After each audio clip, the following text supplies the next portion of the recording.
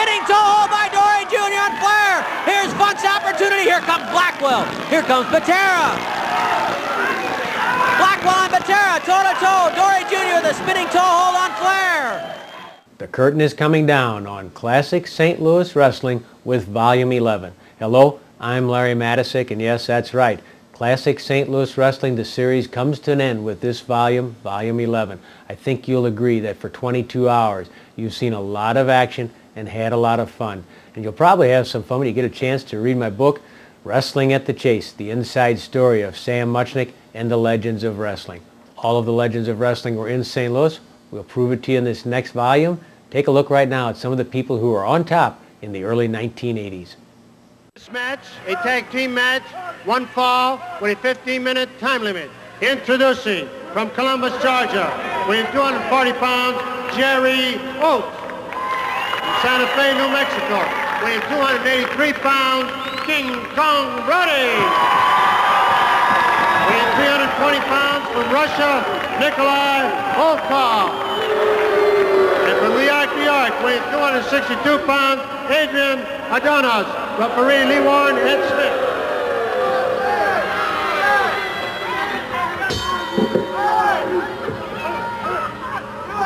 Nikolai Volkov, Adrian Adonis, Jerry Oates, King Kong Brody.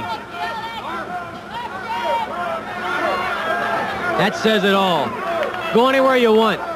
Go to New York, Madison Square Garden. Go out to San Francisco, the Cow Palace. Go down to San Antonio, Texas. Go to Dallas. Go to Minneapolis. Go to Chicago. Go to Tokyo. Go to Frankfurt, West Germany. Go to Trinidad. This is a main event anywhere. Anywhere. Jerry Oates, side headlock on Adrian Adonis. The man who says he is the undisputed world heavyweight champion. Wrestling being in a controversial and revolutionary period right now, there might be a certain amount of question to that. But nonetheless, this man has proven himself to be a worthy claimant. Everywhere he's gone, taking on top opponents, and that belt's still his. Spike Huber, as you can see, still limping a little bit from the effects of what happened from Tully Blanchard last week, but a lot of fire there. That man doesn't quit. Oh, Adonis working. Drop kick by Jerry Oates. Oh, Oates was careful. He almost charged in, but he put on the skids. He knows what this match can mean. He knows what's at stake here. Adonis and Oates cautiously reaching for each other. Jerry Oates, the Georgia Greyhound. Locking fingers. Adonis. Oh, nice move by Adrian Adonis. Nice move. Jerry Oates, perhaps a bit surprised at the scientific ability of Adrian Adonis. Adonis trying to hang on to that wrist. Oates getting to his feet. Getting the balance. Adonis twisting the arm. Nice counter by Jerry Oates. Done quickly. That was the key. If he'd done it slow, it never would have worked. He had to do it fast, quick. Underneath, fireman's carry. Well executed. Jerry Oates pulling back on the arm of Adrian Adonis. Volkov, Brody pacing outside the ring, knowing their showdown only hours away. Right now, though, concentrating on this match.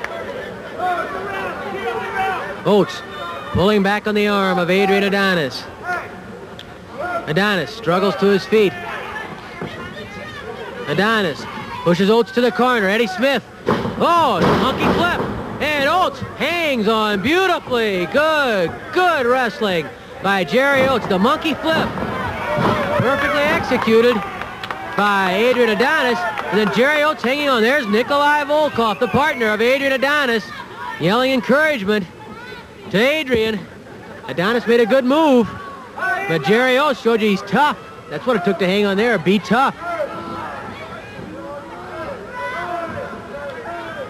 Adonis gets to his feet, throws a knee into the side of Jerry Oates. Another knee into the stomach. Another knee into the stomach by Adrian Adonis. Adonis hurls Oates into the corner. Adonis, oh! He missed. He came charging at Oates, and he took the turnbuckle. It was not a comfortable location, friends. Volkov comes into the ring. Brody says, I want him.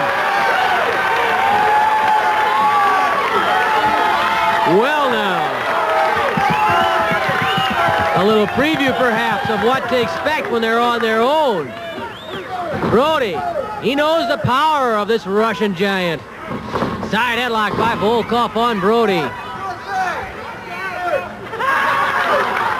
Volkov getting very dangerously close to that throat. Brody clamping on a bear hug while Volkov has the headlock. Volkov thrown to the ropes. Flying tackle. Oh, nobody gave. That's like those two bulls but at the TV commercial. Nothing happened. Volkov and Brody. Oh, they start pounding on each other. Volkov, Brody. Brody with the headlock. Brody hits the ropes. Oh, Volkov caught Brody with a kick to the stomach. A kick to the back by Nikolai Volkov.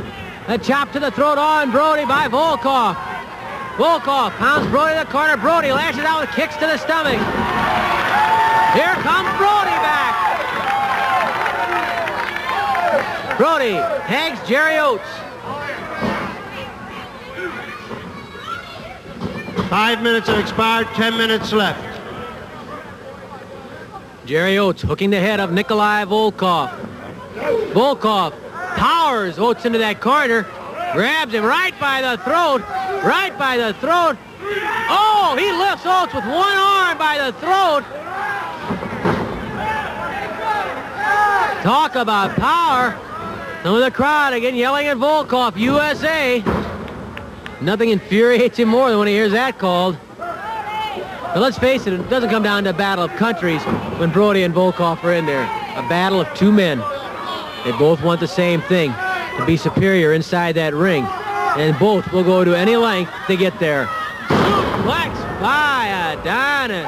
Oh, the suplex by Adrian Adonis. Adrian up on the second rope. He dives. Giant splash misses. Oates rolled away. Oates has an opening here. Adonis hurled into the corner. Up over the top and down again. Talk about strength in that long, lean, hard body of Jerry Oates. Oates going for the throat. Adonis going for the eyes. Boy, Oates really powered. He shot Adonis like a rocket into that corner. Adonis and Oates, toe-to-toe.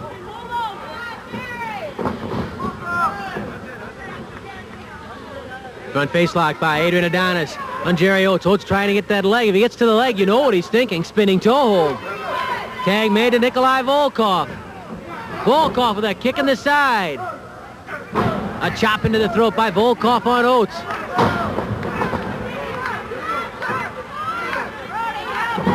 A knee into the stomach. Another knee lift by Jerry Oates on Nikolai Volkov. A pop to the head. Volkov brings up a double knee into the chest. Oates makes the tag with Brody. Brody and Volkov hook up once more. Here comes Adonis. Oh, Volkov hanging on to Brody. Adonis from behind drives a knee into the side of King Kong Brody. Adonis going for the sleeper. Adonis trying to get that sleeper clamped on King Kong Brody. Adonis calls it the Goodnight Irene, but King Kong Brody has a neck that's not quite like anybody else's. Adonis trying to squeeze that sleeper on King Kong Brody. Brody in a good position now on his feet where his height helps him. Crowd chanting Brody, Brody, Brody. Adonis thrown away. Flying tackle, and Brody's almost knocked off his feet. Oh, did you see that? The jet, a leapfrog, and then a drop kick from King Kong Brody. A side headlock. Who says he can't wrestle? Who says a man who's 6'6" and 285 can't get into the air? King Kong Brody just did it. Did you see that? He really threw a drop kick that time. Were you watching Nikolai Volkov? 6'6", 285, and he's in the air like Spike Huber. Oh, brother. Talk about an athlete. Hey, you talk about Brody. Jerry Oates comes right on top of Adrian Adonis and then clamps Adonis from behind. You can see that hold applied differently. A headlock, a rear headlock by Jerry Oates. The windpipe clear, but the head being pinched together by Oates. Volkov tries to come into the ring. That's an invitation to Brody. Brody says, fine, you want a piece? Brody trying to keep it a little bit low-key, keep himself under control. Volkov, though, becoming the more irritated and the more frustrated of the two right now. You know what they're thinking about each other. Flying Beal by Jerry Oates. Oates. Oh, goes to the air. Flying head scissors by Jerry Oates. He almost hit his head on the lights. That man took to the air. Jerry Oates. They don't call him the Georgia Greyhound for nothing.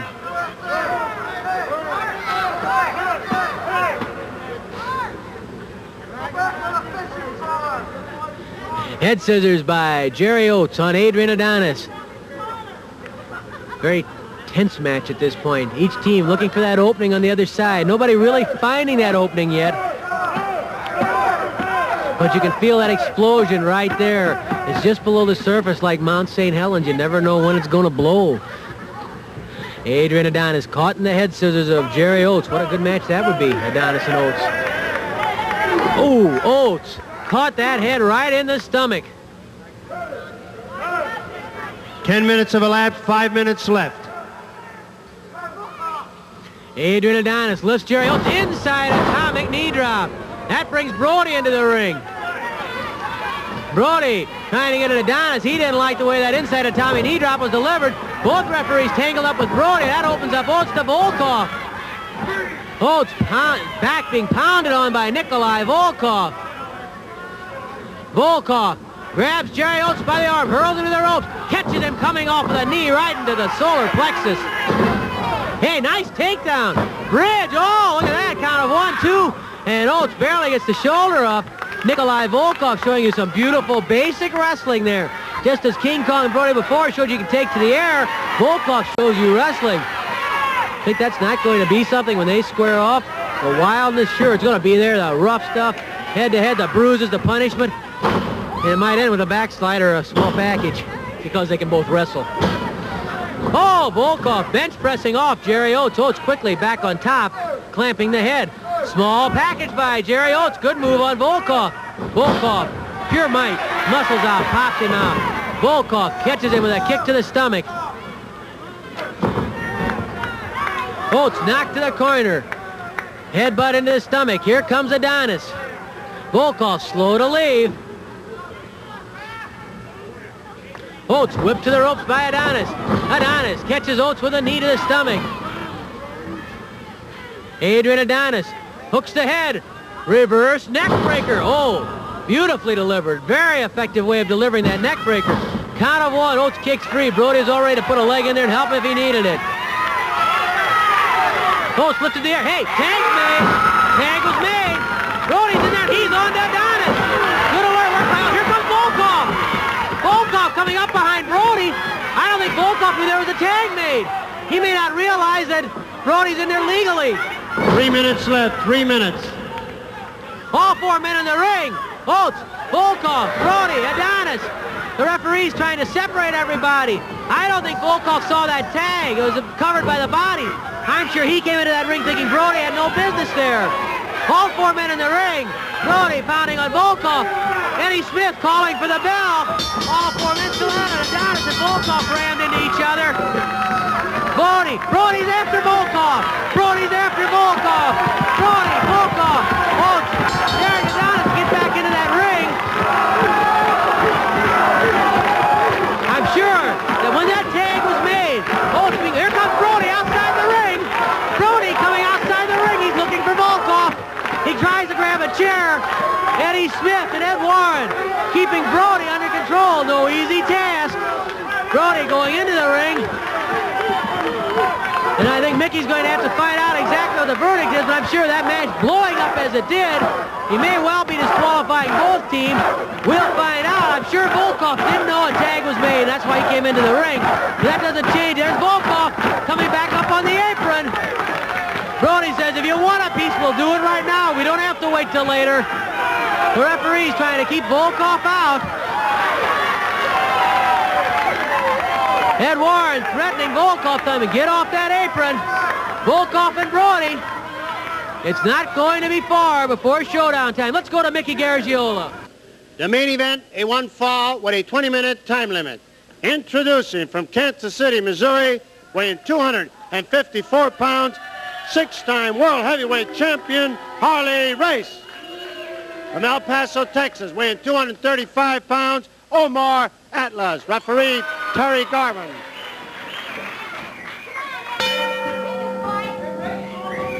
Omar Atlas opposes Harley Race. Atlas circling Race.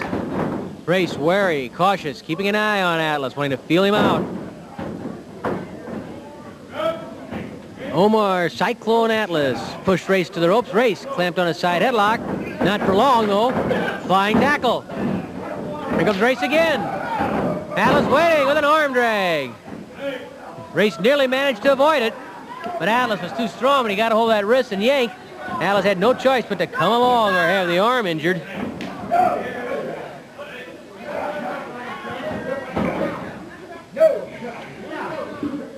Race on his feet, the arm spun and twisted by Omar Atlas. Race, the six-time owner of the gold belt, symbolic of the World Heavyweight Championship. Only St. Louis native Lou Thez had it as often. Thez and Race, 6 different times. They've reigned supreme in the wrestling world. Needless to say, it's Race's dream to break that tie, to gain the title for a 7th time. Race with a slam on Omar Atlas. Atlas with a slam on Harley Race. Arm drag by Omar. And Harley Race frustrated early in this battle with Atlas. Omar stretches out the arm of Race. You see how securely Atlas has it locked, and you can see the fine physique that Omar Atlas has. Just the fact that he's a top-notch handball player should tell you the quickness he has, not just in a distance-type situation, but the quickness of hand, the quickness of motion, of movement. Handball player or a racquetball player like our director, John Baker, one of the top racquetball players in the area, has to have that quick hand speed. Slow foot with quick hands. That's John. That's John. He's got those long arms. That's how come he can beat Jim Winkle all the time. Well, Winkle's a small guy, though. He plays dirty, I hear. Yeah, but poor Winkle, being the short fella like he is, he can't get around that Against fast. Baker, yeah, Baker's so big. He's got those quick hands. That's the key. If Wink works on his hand speed, he'll be all right. Wink's got a lot of work to do. Omar Atlas with a hammerlock on Harley Race.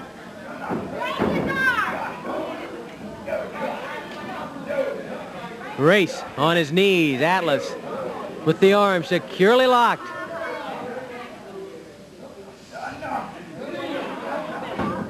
Race to his feet. It'll be a little bit easier to counter from this position for Harley Race. Atlas brings his forearm up underneath the shoulder of Race, adding to Race's problems. Race reaches inside for the head of Atlas, pulling on the chin of Omar.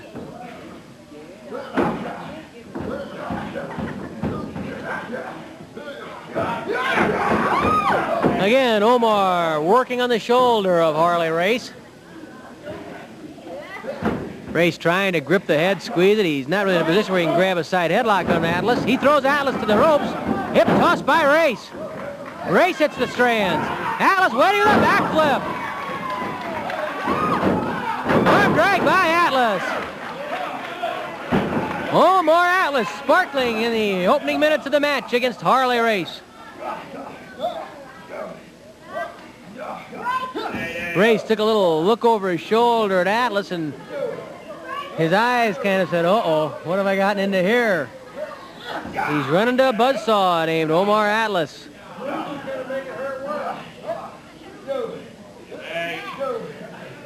Atlas leaning back on that arm.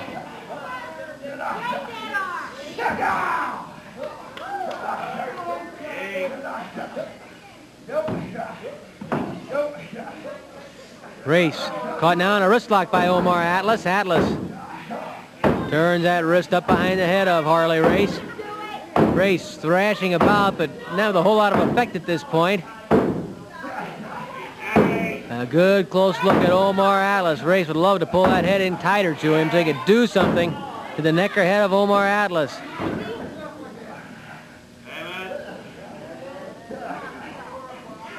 Race trying to roll his way up. Being the taller of the two, if Race can get into a standing position, that would certainly be to his advantage.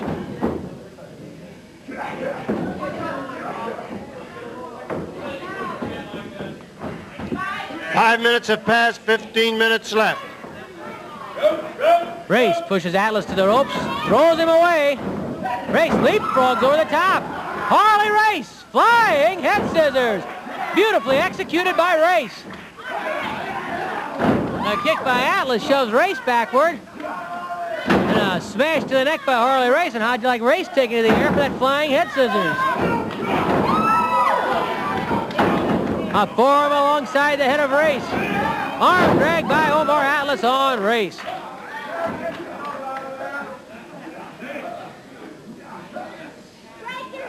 Atlas again leaning back, pulling on the arm of Harley Race.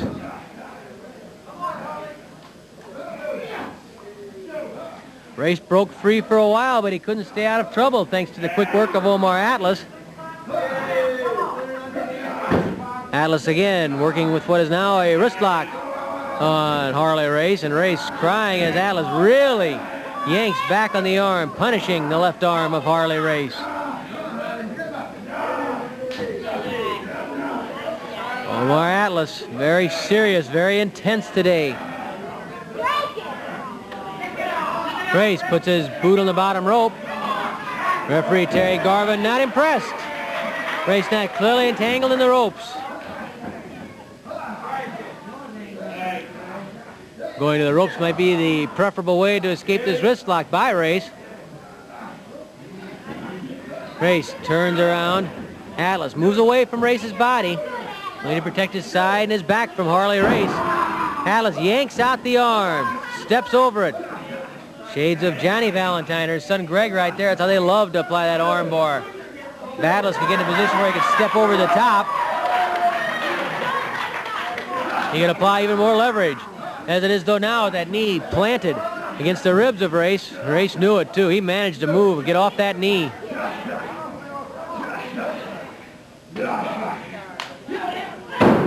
Atlas again stretches out that arm. Atlas catches a knee to the stomach from Race. You can't give Harley Race even a minute opening. The smallest opening, and Harley Race can find it.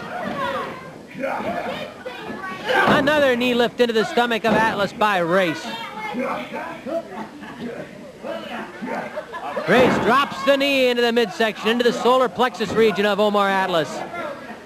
Another knee drop by Harley Race, this one to the back of Atlas.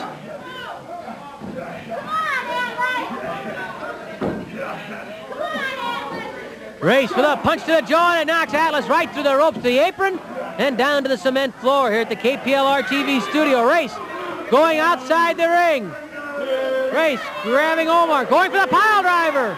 Race going for the pile driver. Atlas blocks it and reverses it with a backflip. Race landing heavily when Atlas managed to block and then reverse almost the pile driver. At the count of 12, Atlas is in the ring, and the referee has to stop the count to get Atlas back. Atlas going back out after Race.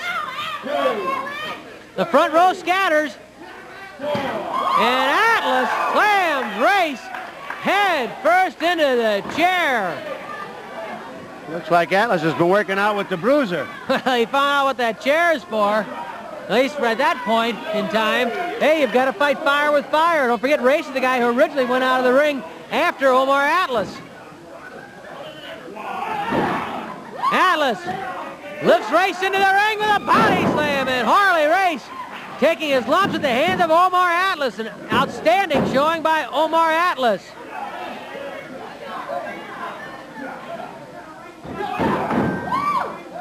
Race with the headbutt into the stomach of Omar Atlas. He can take the punishment. Harley Race.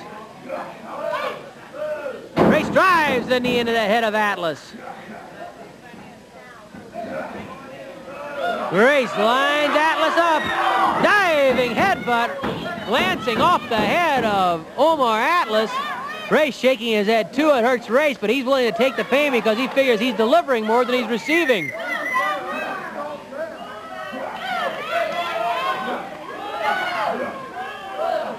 Another knee drop to the head. 10 minutes have expired, 10 minutes left. Atlas throws off Race.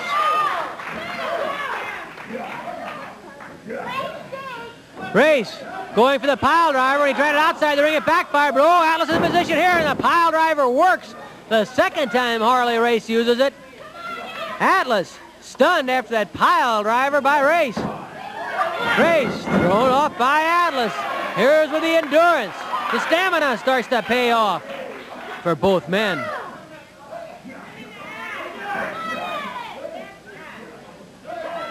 Race with another punch to the head of Atlas.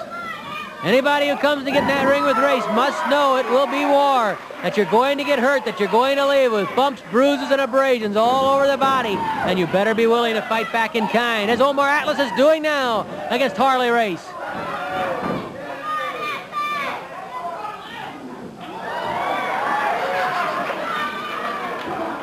Race getting battered in that corner by Omar Atlas. The referee had trouble getting Atlas back. Oh, Race reverses the whip. Atlas on the ropes. Flying cross body block. Misses. Oh, cagey Harley Race. Jackknife. Cradle. Beautiful move by Race. He has the shoulders trapped down. Excellent move by Harley Race. The jackknife and cradle after Atlas missed the flying cross body block. Harley Race saw Atlas coming up doubled over. The jackknife and the cradle, beautifully done. Let's see it again. There's Race being whipped to the corner. He reverses the whip. Atlas sees what's happening, goes to the ropes. Race sees Atlas coming, moves to the side, and Atlas a tremendous jolt right in the stomach. Watch as Atlas comes up trying to get his breath. Harley Race, ever the opportunist, seeing the position Atlas is in, the jackknife. Grabbing the hips, pulling him back. Watch him use his legs to trap the shoulders down. The body weight, the hips all over the shoulders of Atlas. From Tampa, Florida, weighing 245 pounds, El Perez. From San Antonio, Texas, weighing 240 pounds, Tully Blanchard. Referee at 1.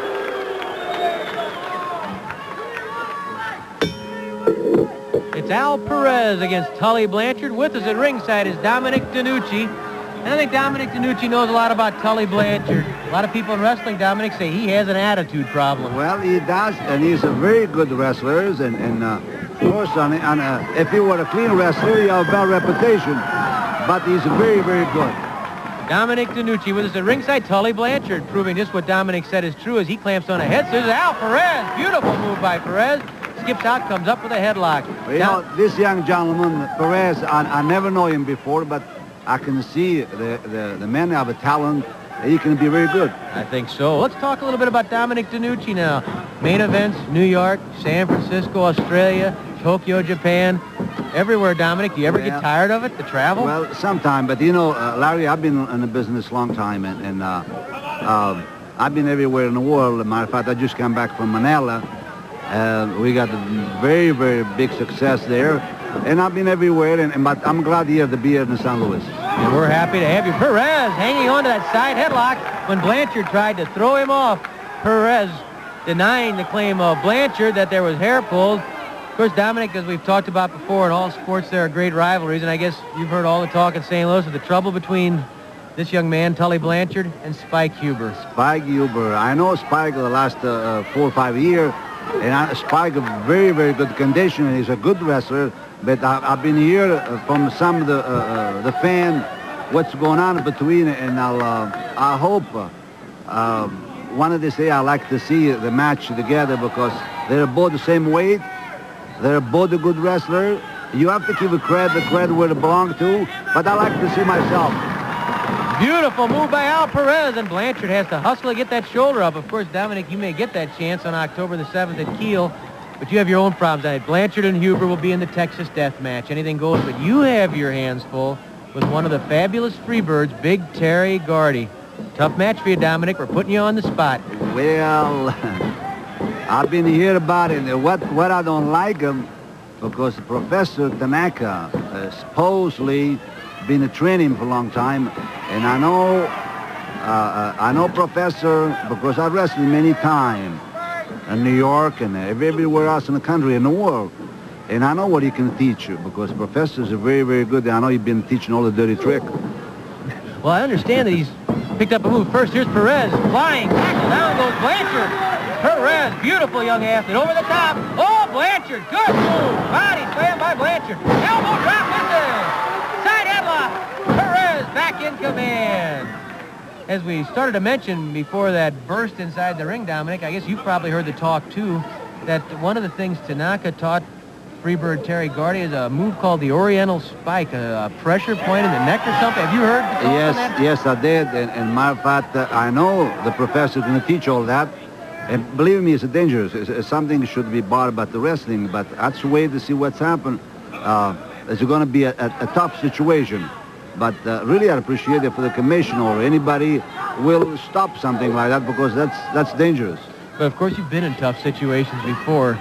Well, it's not and I the know first time. you're probably thinking of some way to block that possible. Or I just know how Dominic DeNucci's mind works, and he's a thinker inside that ring. In our business, in the wrestling business, you always have to think and you never take a chance from anybody because you never know what's going to happen. Tully Blanchard lifting Perez, running him backwards into the buckles. Tully Blanchard opening up offensively on young Al Perez. Blanchard hooks the head, goes underneath, takes him to the air, sort of a side type of suplex on Perez. Blanchard up on the second rope. Off he comes, that elbow, driving it right into the chest. He's smiling. Smiled too soon, didn't he, Dominic? He smiled too soon, yes.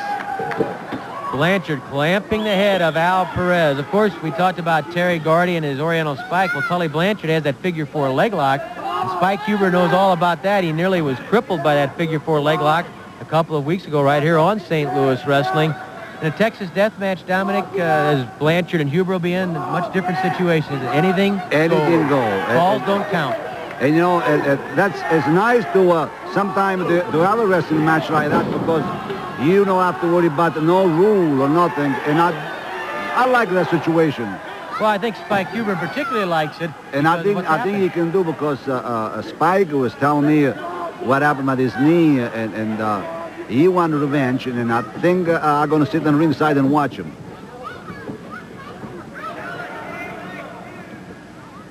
5 minutes have expired.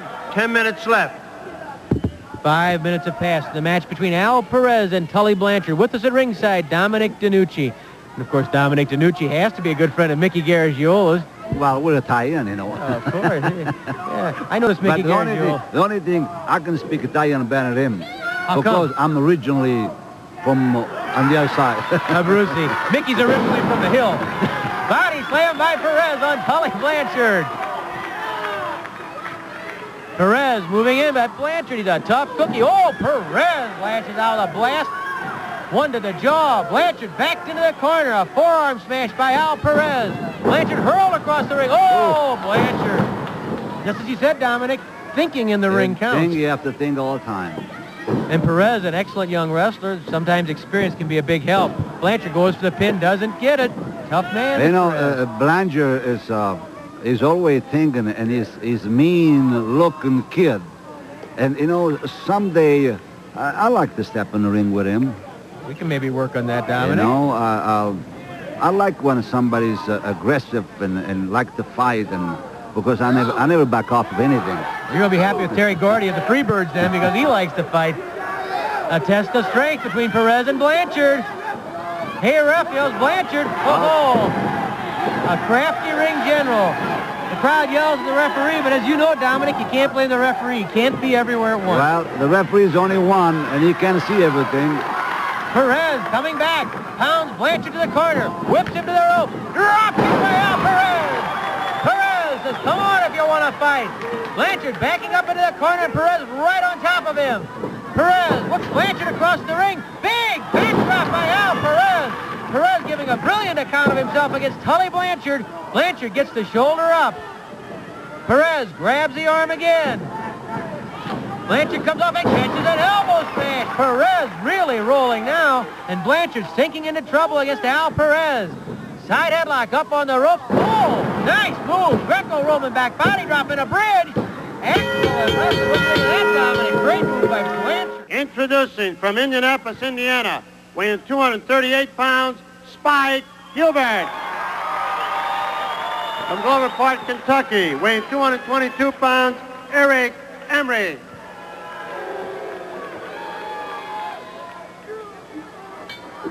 It's Eric Embry against Spike Huber. With us at ringside, Dominic Danuccian. And Dominic, I'm happy to point out to the people that next week here on St. Louis Wrestling, you'll be in action. Well, I'll tell you what, I was in St. Louis many years ago, and I'm very glad to be back, and I hope to see all my family, and a lot of tutti gli italiani che si trovano qui, mi sarebbe piacere di vedervi tutti, vi ringrazio assai. And I know you had a chance to visit with another good friend, former promoter, my teacher, Sam Muchnick. Yes, I saw him, and he's a very nice man. I didn't see him a few years. He's looked very nice and everything else.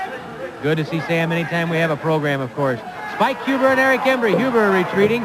You mentioned good friends like Sam Muchnick. Of course, another very good friend of yours over the years has been one of wrestling's true legends, Bruno Sammartino. Oh, yeah. Well, we've been a close friend for 15 or 20 years, and I see him every week almost, and I talk to him every day. Oh, what a backdrop. Oh. Bruno delivered a few backdrops like that. It's very good if you're back, that thing, especially early in the morning. To say the least. We mentioned Bruno. We'd be remiss not mentioning his son, Bruno Sammartino Jr., who's wrestling in, I think, the Georgia, Ohio area now. Yes, he's down in Georgia, and he's doing very, very well, and we have a lot of good talent. He's a very good kid, and he's young, and powerful kid, and a good wrestler, too. And there's two good wrestlers in that ring right now, and Spike Huber and Eric Embry. Embry, he really wavers between that junior heavyweight and heavyweight division. Look at Huber just muscling up and flinging Embry around. Spike Huber paid his dues, Dominic. Fought his way from the bottom up. He's well put together, Spike. Good arm, good legs, good chest, and good wrestler. And a good heart. And good heart, yes. Huber pitched to the ropes. Flying tackle by Huber. Oh, Embry comes up slowly. He's waiting. Body slam by Embry. Good move by Eric Embry. Flying elbow drop misses. Huber. Oh, scoop slam or arm drag, whatever you want to call it. He whipped him over. Spike, I think, is watching his knee a little bit. What happened before, I think he favored his knee a little bit. That's something he's going to have to be concerned about in that Texas death match against Tully Blanchard. Of course, as we mentioned earlier, falls don't count. Anything goes, no time limit, no disqualifications. The end comes when one wrestler or the other cannot go on. You know that, Larry, that's a very, very nice match because you can do anything. You can punch a guy in the nose anytime you want. You can do anything you want. Really, the referee, on one hand, has a very easy task. He just stands there, counts three, and watch, maybe. yes. If there is a fall, there's a 30-second rest period after which each wrestler must be able to continue. There could be 2 falls. There could be 22 falls. It doesn't really matter. It can be it's 1 hour time limit or no time limit. There's no time limit. Makes it even harder. It makes it hard, yes. Embry pitches Huber to the ropes. Huber stumbles down. Caught that knee very badly. Embry working on the knee. That same knee that was hurt once before by Tully Blanchard. And now Huber in a bit of trouble. He leans into Embry, pushes him into the corner. A dangerous move. Oh, and Embry gouges the eyes. Spike Huber in some trouble here. As Dominic mentioned, Spike's been favoring that knee a little bit. It's been a few weeks, but that knee's still very tender. And you can bet that every wrestler knows it. Yes, they do. You know, especially when you're a wrestler, like you're going to wrestle Tully Blanchard, and you know that's the only thing you're going to watch and attack that knee most of the time. Embry with the knee drop. It was on the chest. Had it been on the throat, that's an automatic disqualification in this state. Embry hooks the head of Huber. Huber spins out. Nice. Good move, right, Dominic? Good move. Good wrestling move. You know, mentioning one other thing in that death match, and I'll get your opinion because you're a guy who's, I think, been in a few over the years. I seem to remember one involving you and Ray Stevens in the Cow Palace in San Francisco a few years back. But at any rate, sometimes, while a fall doesn't mean you're going to win, it doesn't point you toward a win. Maybe it's a good idea to get a fall now and then to catch a breath. Would that be right? Well, you do. If you can take a fall and then back up a little bit, you take a little rest. But like you say, if you're in a good condition, man, you can go an hour, you can go 90 minutes. It don't make a difference. Nice suplex. Excellently delivered by Eric Embry. Embry really giving an excellent account of himself. just as Al Perez did against Tully Blanchard. A couple of good, hard-fought matches. Nice saddle suplex by Embry. And Huber. a smile, too. Embry showing good strength for a man who's not that terribly big. You say he's not big. He weighs 220-some pounds. Not a big man. That shows a wrestling mentality. Well, well if you go against Brody and men like that, is a different thing. 5 minutes have elapsed, 10 minutes left. Spike Huber, the man who never quits, comes off that rope with a forearm smash to Embry. Embry clubs Huber from behind. Embry with a knee left. Down goes Spike Huber. Huber really getting in trouble. Is it possible, Dominic, when you get in the type of situation that Huber and Blanchard are, you start looking ahead? And maybe Spike didn't pay quite the attention he would have normally paid to this match because he's thinking to October the 7th and a Texas death match. And I think probably it does, but the same thing I can see Spike face. He's thinking what's going on there. He's thinking the match is going to come up, but he's thinking here what's he going to do. Whoa! Tremendous slam by Huber, plucking Embry right off the second rope. And Spike Huber rips into Eric Embry. Spike Huber grabs the arm. Embry whipped to the ropes. Embry goes flying. Compliments of Spike Huber. Drop kick by Spike. Oh, right in the mouth. Huber grabs Embry. A coming knee drop, jamming the spine right into the knee. I mean, he drove that spine in there. Huber hurls him to the ropes, catches him. Oh, he has him up. The crowd yells, spin him. And Spike Huber sends Eric Embry for a ride. The airplane spin by Huber. Poises, look out below. Reverse power slam in the bridge. Count of 1, 2, and 3. Beautiful. How did he look to you, Dominic? Beautiful. Once he got it together. There's that airplane spin. Huber whirling Embry around and around and around. Now watch when he has the man so dazed, so dizzy. Look at those arms coming out. Embry really lost now. Look how loose those arms are. Now watch Spike Huber drive the nail into the coffin with the reverse power slam. Cowboy Bob Ellis was one of the big stars when Wrestling at the Chase began in 1959, and he stayed on top for many years. He was a dynamic performer. Thanks to our friend Herb Simmons and his work looking through his library, we have an amazing tape from 1969 on Wrestling at the Chase. George Abel is the play-by-play commentator, Eddie Gromacki is the ring announcer, and it's Cowboy Bob Ellis in action, first against Bill Russell, then against Bob Geigel. Now gets behind him with that nerve clamp.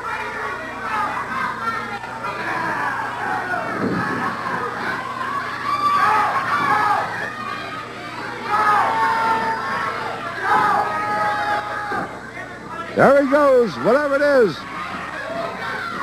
Well, the referee came around.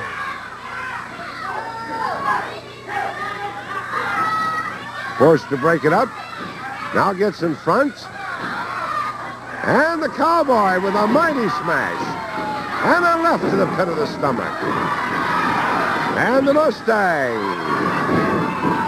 Up again. Oh! Did his head hit that steel turn post? Here's the bulldogging headlock. A try for a pin. The count of 1, 2. And he could have pinned him, but one more time.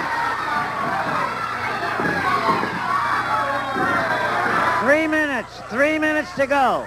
And another bulldogging headlock. Rolls him over. Will he pin him this time? A count of 2, 3. And the Cowboy Ellis contents himself this time with 2 consecutive bulldogging headlocks to take his match from Bill Russell. From San Angelo, Texas, weighing 245 pounds, Cowboy Bob Ellis. His opponent from Algona, Iowa, weighing 240 pounds, Bob Geigel. The referee, Charles Venator.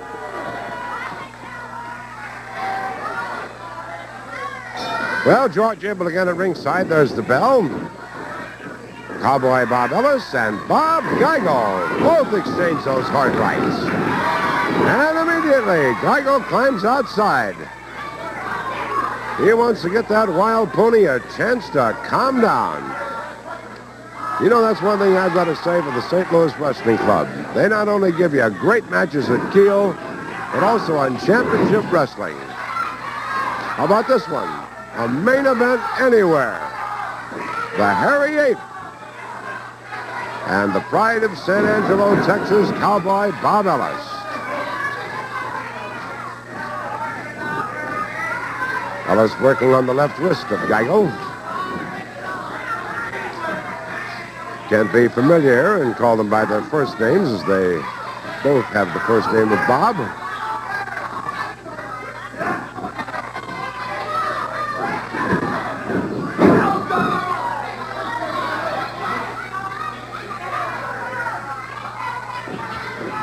Ellis keeps twisting.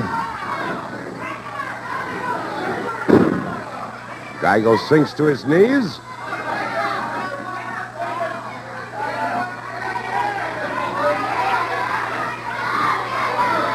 Keeps up this twist and we'll have a pretzel. And Geigel simply belted him in the small of the back. And there's an out-and-out lie for you. But then I guess you wouldn't expect him to say anything else, claiming he used the flat of his hand.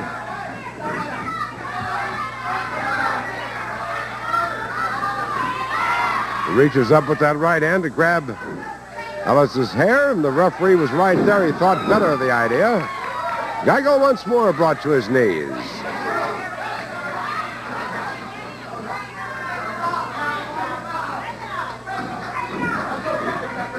You know, fans, it's almost impossible to realize, but do you know that this is the 10th anniversary for wrestling on Channel 11. Our first card took place in the Coruscant Room on May 23rd, 1959.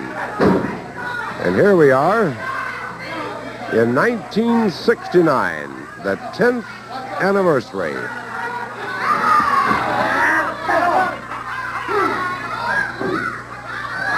Both men dishing out this bruising punishment.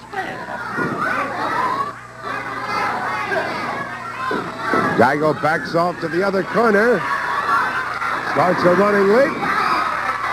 Ellis gets out of the way. Follows it up with a belt to the back. Rights and lefts. Arm drag and a toss. 3 minutes. 3 minutes to go. Well, they've wasted no time in this match. Somebody's been on the attack all the way. Geigel with that left foot over the lower rope.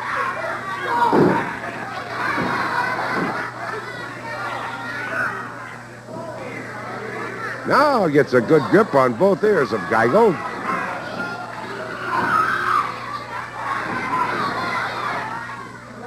Still trying to set him up for that bulldogging headlock. Good flying tackle, but in the process, the Cowboy himself seems to have been momentarily stunned, but Geigel's on his feet. Just barely. But at least he's vertical while the Cowboy is still horizontal. And he was going to sit on him.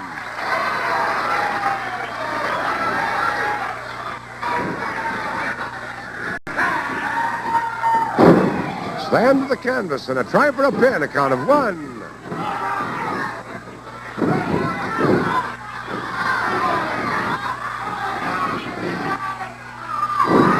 Back body drop, count of 1. And this time it's Ellis that's thrown off.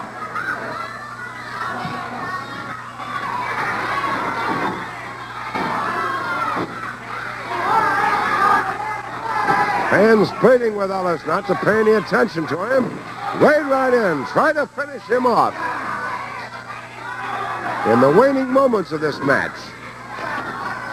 Hard right by the Cowboy. Good one by Geigel. And a dandy. 1 minute. 1 minute left. Well, you couldn't ask for a better one than this. Two of the outstanding men in the ring today there. The Cowboy with an abdominal stretch. Shades of Wilbur Snyder. Does he have him? Will Geigel be forced to submit? He's a tough old bird, though. Just calmly reached around, grabbed him by the trunks, upset him, and broke it up.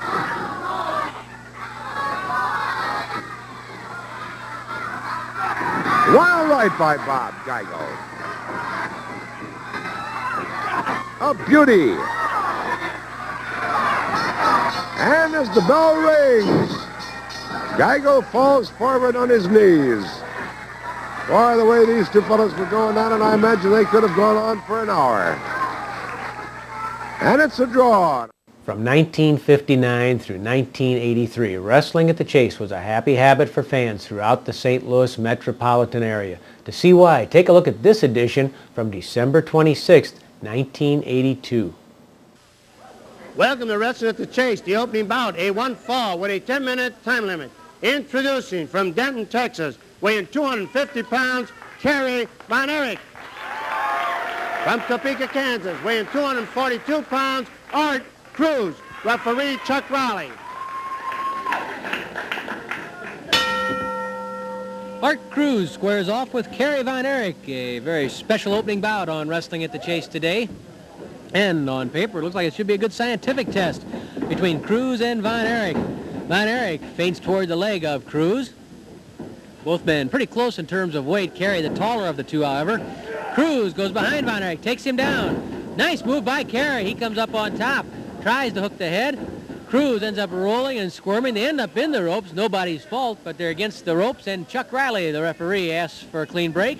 He gets one from Von Erich and Cruz.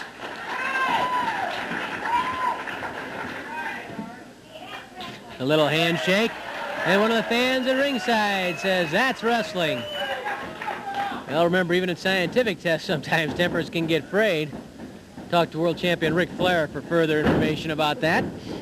Nice move by Kerry Von Erich. Cruz kicks free. Both men up quickly and ready to go. A lot of speed right there. Kerry Von Erich, I think, impressed by the speed with which Cruz moved around, because when Kerry was on his feet, so was Cruz, and they were looking at each other's eyes. Arm drag by Kerry Von Erich. Cruz managed to slip the arm away, though, and Kerry couldn't hang on with an arm lock of any sort. Again, Kerry moving toward the leg. Kerry again moving toward the leg. And that, of course, throws Cruz off balance. Makes him think about what Von Erich might have in mind. They lock up. Nice arm drag by Art Cruz on Kerry Von Erich. Cruz managed to hang on to the arm, and it's Cruz in command with the armbar on Kerry Von Erich. What a physique on that Kerry Von Erich. The most heavily recruited high school athlete in the history of Texas football or track and field. He shattered the national high school records for the discus throw. Kerry up to the air. Drop kick sends Cruz flying. Beautifully done, and Cruz looks shocked by what Kerry Von Erich just did. Beautiful move by Von Erich. Von Erich stalks Cruz. Once more they lock up. Cruz and Von Erich up against the ropes. Chuck Riley wants a clean break. And Cruz throws a forearm smash into the stomach of Von Erich. That caught Von Erich totally by surprise. Was a forearm, but it was on the break. And Von Erich takes a long look at Art Cruz. Cruz and Von Erich lock up. Cruz again pushes Von Erich to the ropes. The referee wants a break. And again, Cruz fires that forearm smash right into the breadbasket of Kerry Von Erich. Kerry gasping. I think he's surprised more than anything. Keep the fist open, says Cruz to Von Erich, and indeed Cruz did use a forearm smash, but it was the position in which he used it that had Von Erich a bit upset. Cruz bulls Von Erich to the ropes. Cruz throws a forearm, that's blocked, and Von Erich tags Cruz right on the jaw. Kerry Von Erich pounds on Art Cruz.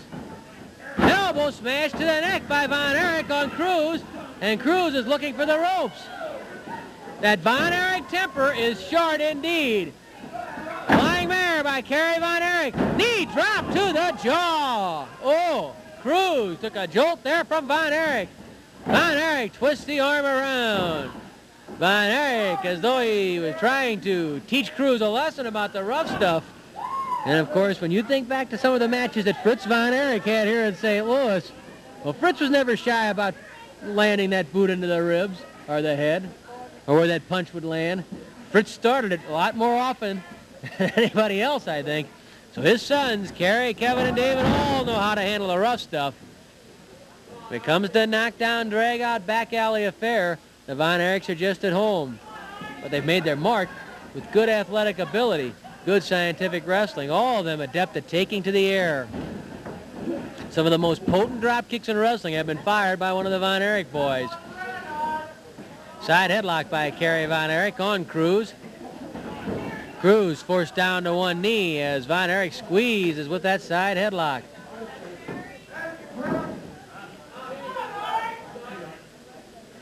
Cruz manages to get to his feet, but Von Erich still leaning in there. Von Erich pops Cruz in the ribs with the heel of the hand. That was a legal blow. Oh! Von Erich throws a forearm at Cruz. Cruz tried to duck underneath it. 5 minutes have expired, 5 minutes left. Flying mare by Kerry Von Erich. Knee drop to the face again by Von Erich. The knee was legal.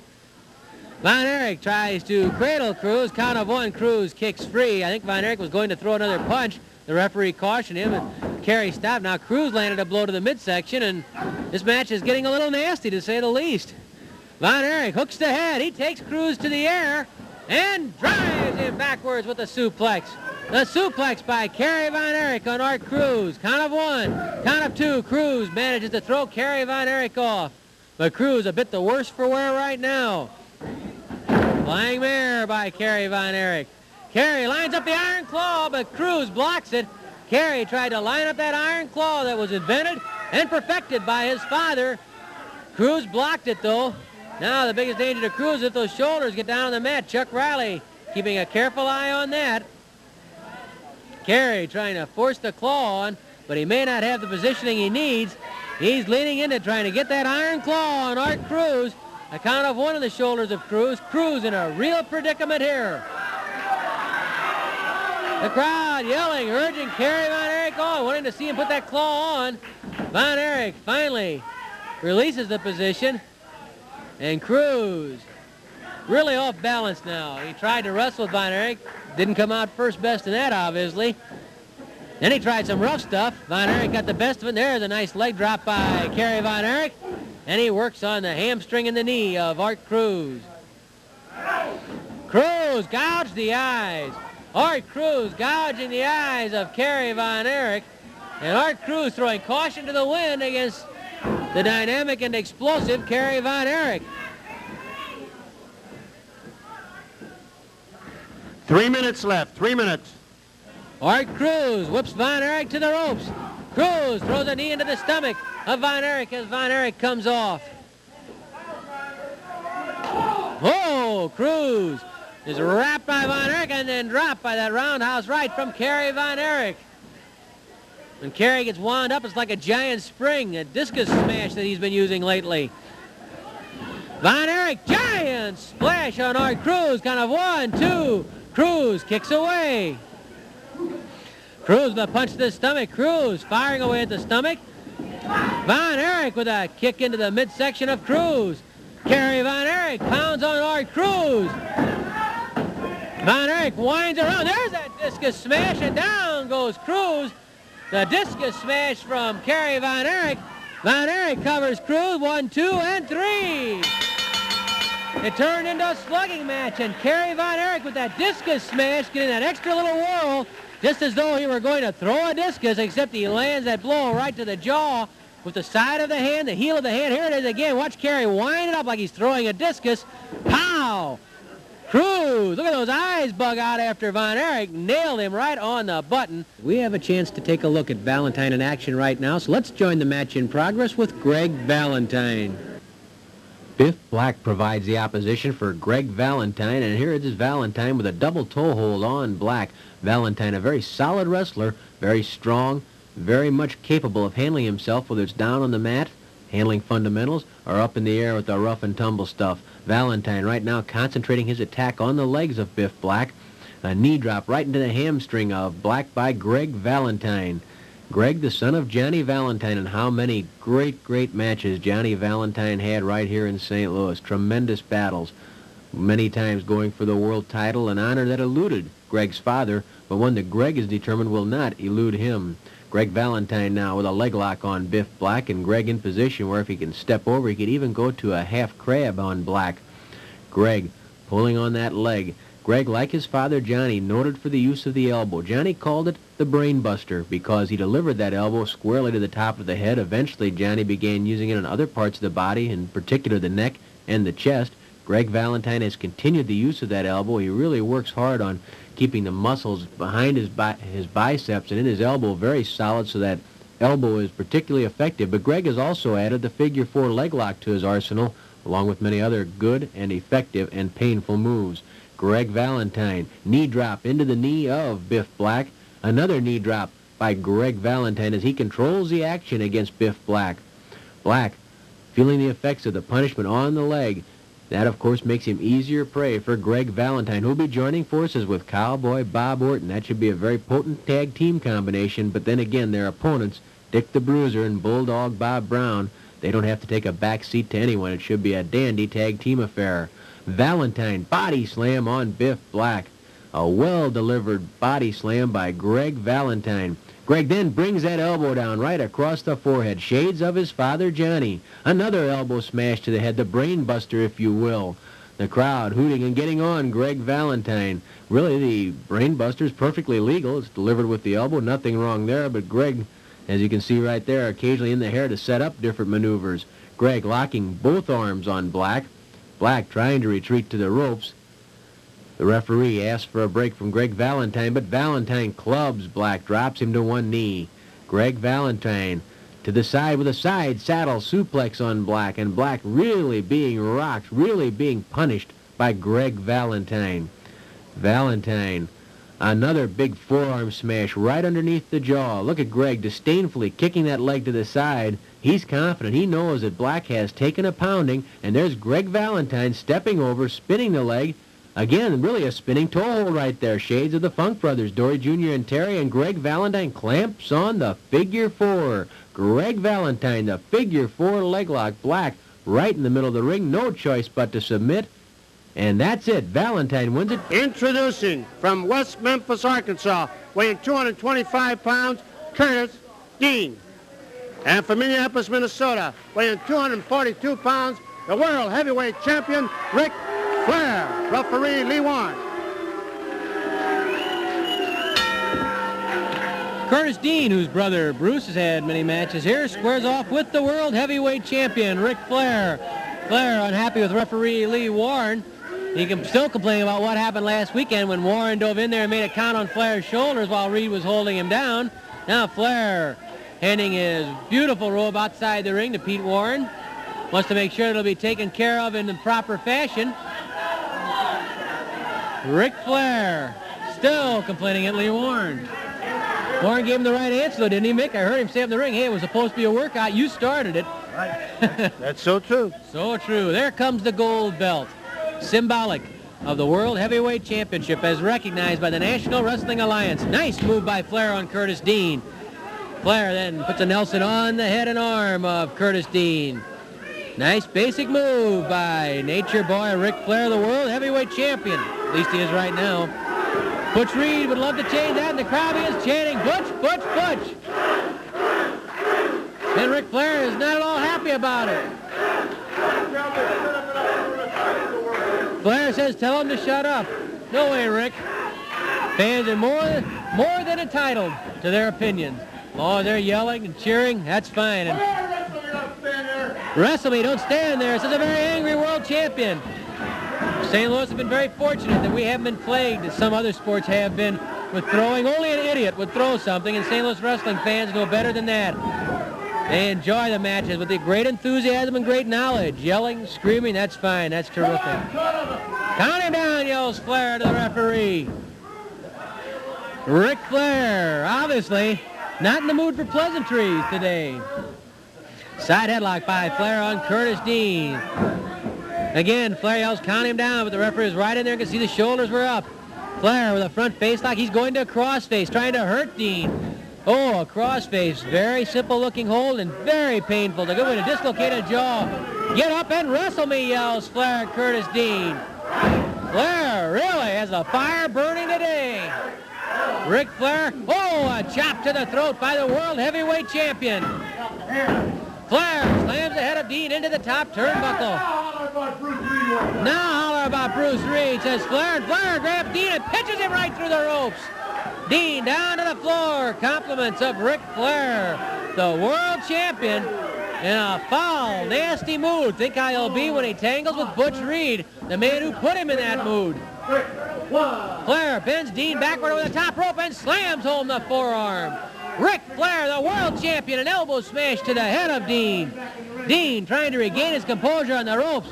Flair right back on the attack. Flying mare brings Curtis Dean into the ring. Get up and be a man, says Flair to Curtis Dean. Down goes Dean again. Ric Flair on the warpath today. Flair whips Dean to the ropes. Catches him coming off with an elbow smash underneath the chin. He tried that on Reed, and it backfired. A kick right into the ribs by the world champion. Be a man, yells Flair again. Larry, I think it's time for Dean to dial a prayer, boy. Dial a prayer? Dial a prayer time. Compliments of Ric Flair. He's in a bad mood, and he's taking out all that frustration and anger on Curtis Dean. A knee drop to the head of Dean. Flair steps over Dean, pulls back on Dean. The crowd begins chanting, "We want Bruce!" Flair turns around, Dean throws a punch to the stomach. A left hand to the southpaw. Dean pounds Flair to the corner, tries to pull him out. Flair stops it by locking the ropes and then kicking Dean in the stomach. Flair with that big forearm smash hammered in by the world champion. Ric Flair whipping Dean across it into the corner. Flair with a howl of glee before he delivers that chop to the throat and then an uppercut to the chin. The world champion dishing out a beating to Curtis Dean. Get up, yells Flair to Dean, is trying to embarrass the man. Flair ducks beneath, to the air goes Dean. Ric Flair holding him up there. You talk about strength. Flair showing something right there, the suplex by the world champion. Flair hits the ropes, comes off, elbow smash into the chest, knocking the wind out of Dean. Ric Flair grabs the leg.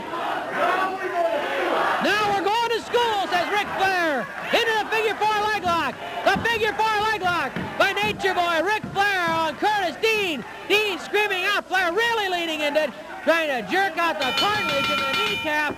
Flair with that figure four on Curtis Dean. Flair refusing to break it up. Finally, Flair does break up the figure four leg lock. The crowd again chanting for Reed. And Ric Flair, normally a very composed personality, normally very composed, but today an angry man inside that ring. Here's ring announcer Mickey Garagiola.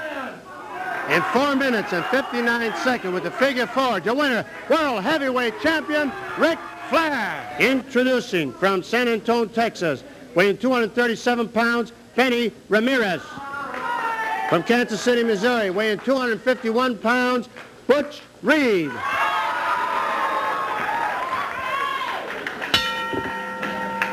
Benny Ramirez tries to make it 2 in a row on Wrestling at the Chase as he goes after Butch Reed, the second main event today on Wrestling at the Chase, and tag team action still coming up, so stick around for that.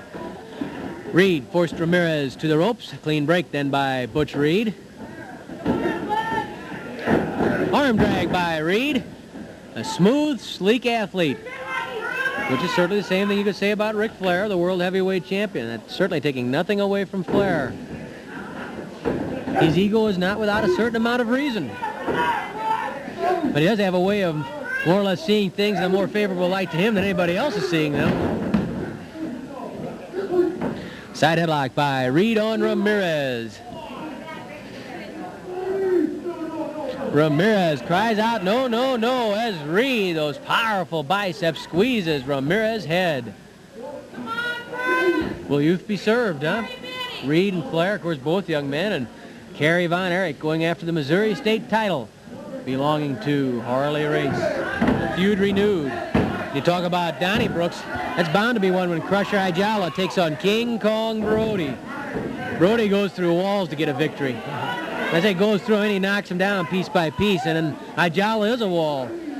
About 6'3", 280 solid pounds. He's been coming up with a lot of victories. Remember that he won a Wrestle Royal right here on Wrestling at the Chase a few weeks back.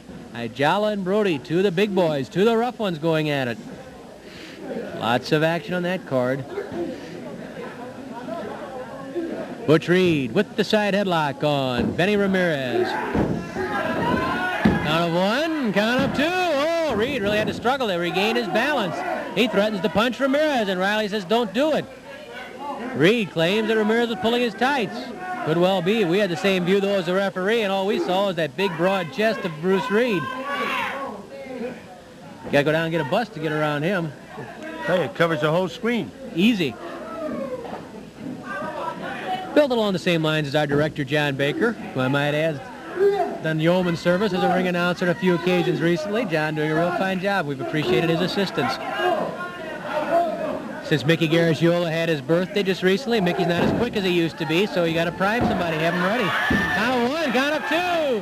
Ramirez definitely in the tights that time, and Reed takes care of business himself.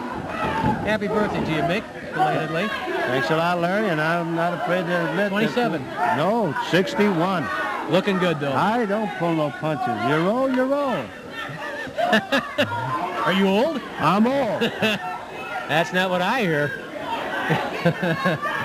Benny Ramirez might be feeling a little older when this match is over.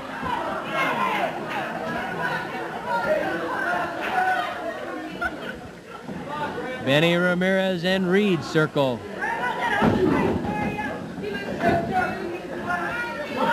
I guess we're remiss, you know, we're also in the holiday season here, Mickey. We should certainly mention the best of holiday wishes to all of our great fans all over the area, the folks out in Sacramento, California.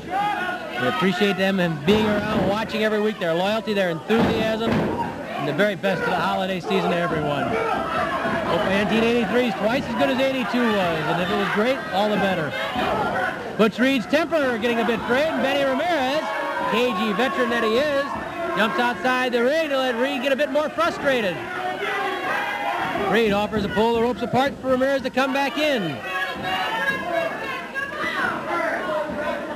Benny Ramirez taking advantage of the count outside the ring and perhaps the frustration, the hypersensitivity of Reed because he knows what's right around the corner. He has to be primed to a fever pitch. Because he's hyped up, Mick. He's psyched up. He's ready to go. He's keyed to a fever pitch. It's great to be married to a teacher. You know that. It can really help you out. Got to find out those things. Benny Ramirez jolts Reed with a knee stomp up against the jaw. If you can only get up in the middle of the night and feed the baby, that's the thing, Larry. Oh, that's tough, Mick. That's been tough. That's I feel 61. Forearm smash by Reed. Drops Ramirez. Kelly has a way of making her presence known. Ramirez in a bit of retreat, and Reed on top of him. Forearm smash by Reed on Ramirez. Ramirez hits the rope, and Reed is waiting with a haymaker. Get up, yells Reed.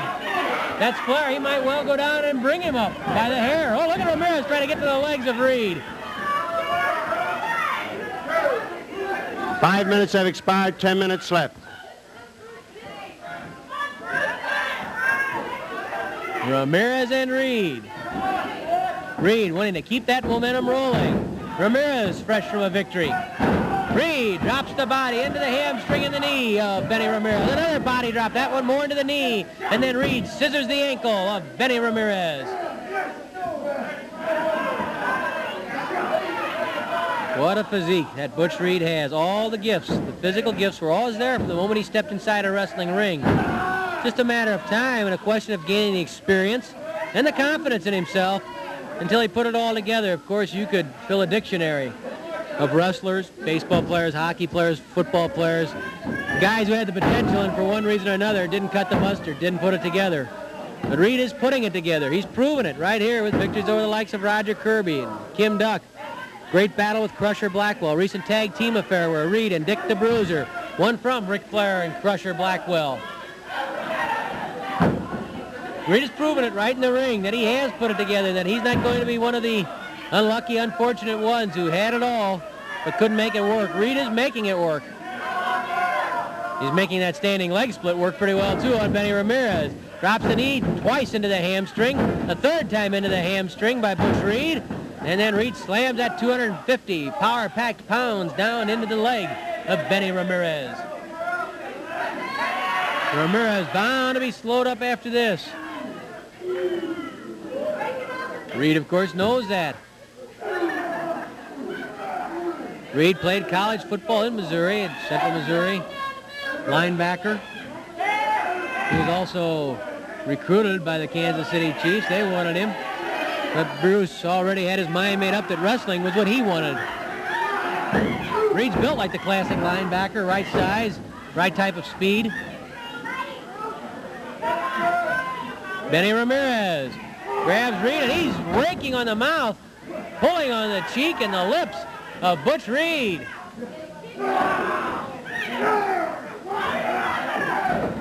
Benny Ramirez. Not too cautious about the rule book, is he? Of course, he knows how much a victory would mean here to him. Ramirez thrown to the ropes. Reed hits the ropes. Both men flying. Reed ducks underneath Ramirez. Reed catches Ramirez with a kick to the stomach. A forearm smash to the jaw. Reed hits the ropes, flying forearm. Butch Reed goes underneath Ramirez, hoists him to the air. Look at that. Butch Reed, the gorilla slam. Ramirez, a tremendous slam by Butch Reed. And that big body slam, Butch calls it the gorilla slam, does the job on Benny Ramirez. Did you see how high Ramirez was? Well, we're going to look at it again and show you just how high Benny Ramirez was in the air for that tremendous slam from Butch Reed. Watch this. Ramirez, 238 pounds. Reed gets him overhead, and now, just as if he were in weightlifting competition, watch him straighten out and press Ramirez straight up in the air. Look at the muscles bulging, and imagine what had to be in Benny Ramirez's mind as he was slammed down by Butch Reed. From Kansas City, Missouri, weighing 246 pounds, Cowboy Bob Orton. From Austin, Texas, weighing 300 pounds, Bob Duncan. And from Sacramento, California, weighing 240 pounds, Tom Andrews. From Winnipeg, Canada, weighing 245 pounds, Bulldog Bob Brown.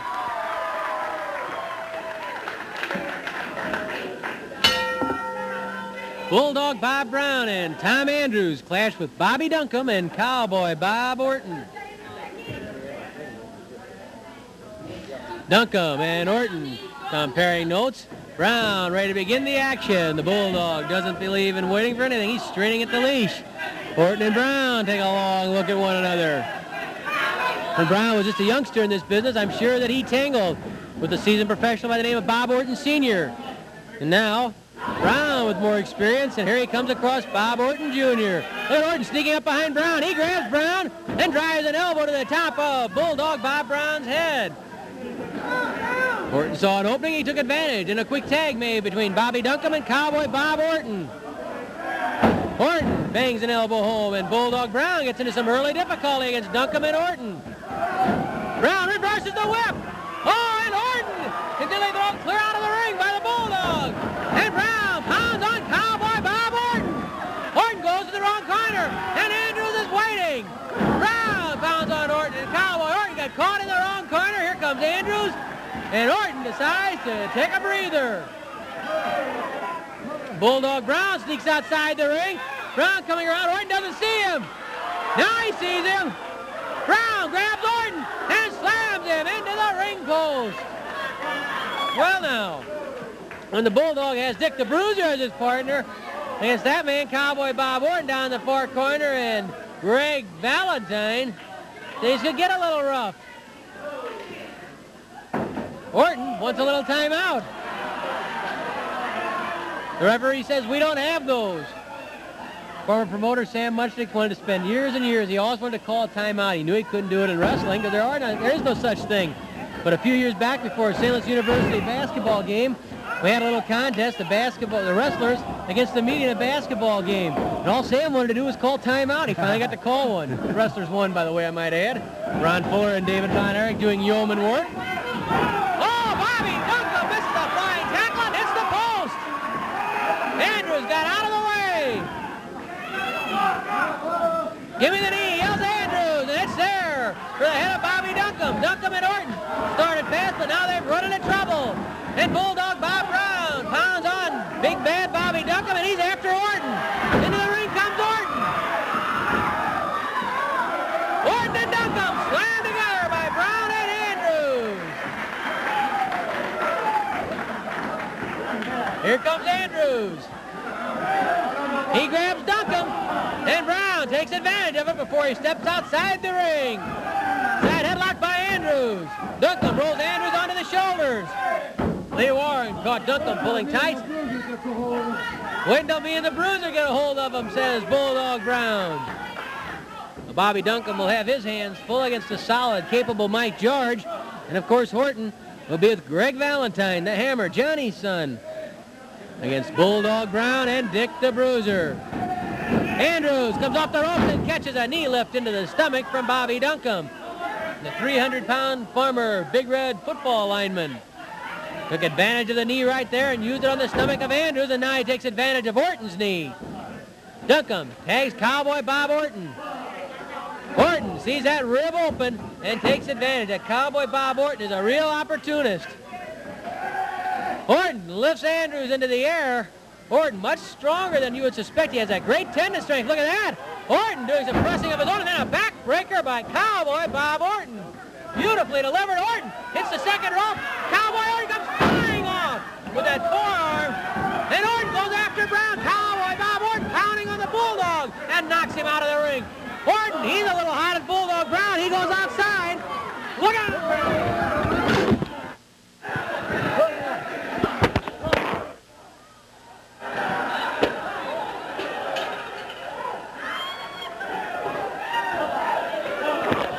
We've got microphones. Well, Brown started out with the rough stuff, pounding on Cowboy Orton, and when Orton found a chance to get even, he did just that. Believe me, Brown's still down outside the floor, on the floor after he was slammed into the press table and then battered over the head by that steel pitcher. Brown still trying to regain his bearings. Andrews caught in the ring against Orton and Duncan.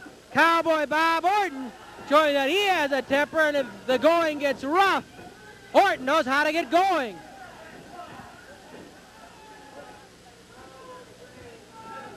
Brown's still outside the ring holding his head. He was really clobbered by Orton after Orton delivered a tremendously impressive backbreaker to Tom Andrews. Well, now, do you think Orton's going to back down from the Bruiser or Brown? I guess we just found out the answer. Bulldog still doubled up. Here comes Orton outside the ring on Brown again.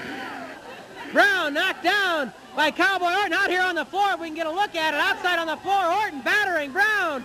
Orton strangling Brown out on the floor. Referee Chuck Riley trying to come and pull Orton off of Brown. Orton stomping on Brown's head outside the ring. And I'll tell you something, Cowboy Bob Orton twice now has caught Brown and really rocked Brown. Brown down on his knees, and I'm sure that Cowboy Bob Orton has made an impression on Mr. Brown. Bobby Duncan pounds on Andrews. Duncan stomping on Andrews. Andrews has been trapped in there all by himself this entire period. Orton coming off the second rope with a forearm smash on Andrews. And Cowboy Bob Orton making his presence known with a vicious attack on Brown. And now on Tom Andrews. Here comes Brown up behind Orton. Tag made to Duncan. Orton and Duncan tagging effectively.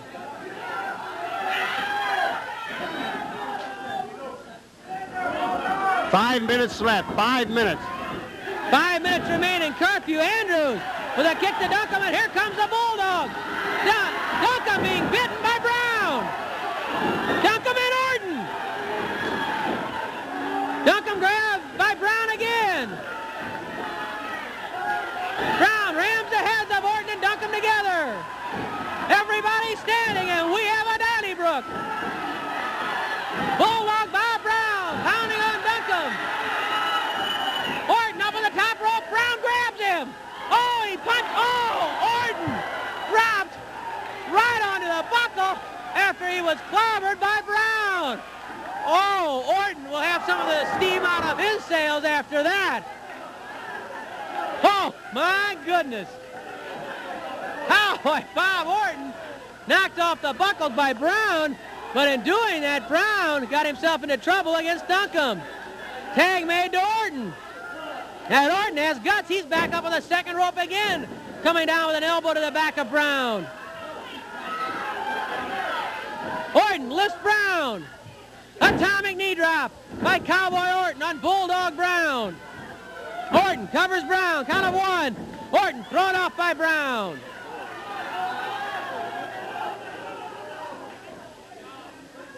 Orton going for the suplex on the Bulldog. Brown blocks it. Brown takes Orton up. Suplex by Brown on Orton. Here comes Duncombe. Duncombe yanks Brown off.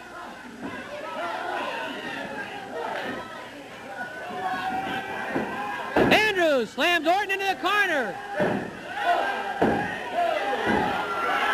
3 minutes left. 3 minutes. Bob Orton taking his lumps at the hands of Tom Andrews. It's most falls to Curfew. No falls yet. Here comes Duncombe into the ring, and Orton had enough presence of mind to hang on to Andrews. And now it's amazing that Orton can do anything after what happened to him. Andrews pounds Duncombe into the corner. Whoops. Duncombe into the corner. Andrews charges and misses. Duncombe sidesteps as Andrews came charging in. Bobby Duncombe whips Andrews to the rope. Catches him coming off with a flying elbow smash. Duncombe, big knee drop into the chest. Orton yells, "Give him to me, give him to me." Duncombe tags Orton, and Cowboy Bob Orton goes into that ring, uppercut to the jaw on Andrews. Orton grabs Andrews, lifts him to the air. Oh, he's dropping him on that top rope. He's trying to set Andrews up for that super suplex, and Orton uses Andrews. Look at this. Orton up on the ropes. It's legal as far as I can see it. Andrews comes off. Oh, a tremendous suplex by Cowboy Bob Orton. And Orton has the first fall over Tom Andrews. And I think we're going to have the curfew eaten up by the remainder of the time. Yes, we do. So that's it. That's going to be the only fall that fits in the curfew. Cowboy Bob Orton with that super suplex on Tom Andrews. Really rocking him. We're going to try and get another look at it. Brown and Orton still arguing with each other. There's something left to be seen there. Here it comes again. The tag being made to Cowboy Bob Orton. Andrews already groggy after Duncombe hit him with that elbow smash. Orton with the uppercut. Andrews knocked back toward the corner. Knocked back toward the corner. Now watch Orton lift Andrews, hoisting him to the air, putting him on the rope. You can hear Bob Orton telling Brown, "We want more time. We're ready for anything." But watch this now. The man dives off the top rope on an opponent. It would be illegal. But Andrews is not diving. The opponent is not diving. There's Orton on the second rope, the same place that Dick the Bruiser delivers his atomic drop from. So really, as far as I can see, it's legal, and it is certainly devastating. Look at Andrews, jolted backwards by Orton. That's the first fall. It's the only fall.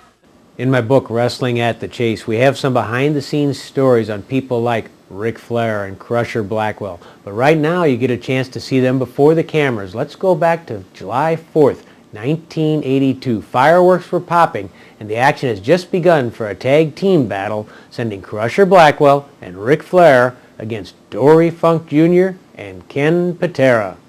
Excellent wrestling by Dory Funk Jr. Well, Ric Flair had to come through some hard times to keep that gold belt, to survive his battle with the Missouri State King, Dick the Bruiser. What a tremendous match it was. 35 hard, tough, bruising minutes. Flair took the first fall, the front rolling cradle. The Bruiser won the second stanza with the pile driver in the third fall. The Bruiser went for the pile driver, and Flair used that finesse, that scientific wrestling. Oh, Flair was going for the figure four. Funk cradles Flair, count of one, and then Flair pops free. Oh, a near pin there by Dory Funk Jr. on the world champion. And Flair complains that the count was too quick. As we were saying, when the Bruiser went for the pile driver in the third fall, Flair locked the arms of the Bruiser and surprised Dick with a back body drop. And some quick tags were made. Patera comes in, Dory Jr. knowing that Patera wants a piece of Blackwell. As soon as Blackwell was tagged in, Dory tagged Patera. Get it in, I'll slam you, says Patera. Blackwell taking a long look at Ken Patera.